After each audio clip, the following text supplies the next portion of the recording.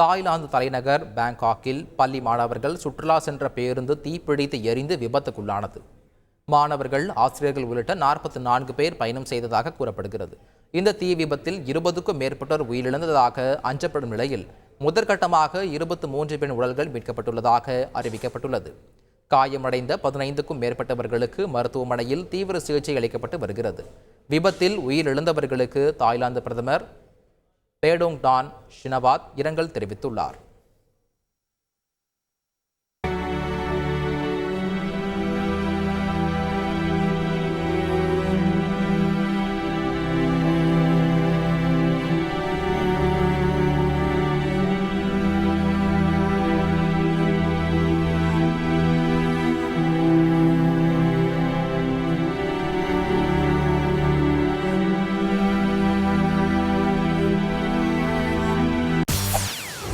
செய்திகளை உடனுக்குடன் தெரிந்து கொள்ள உடனே சப்ஸ்கிரைப் பண்ணுங்க.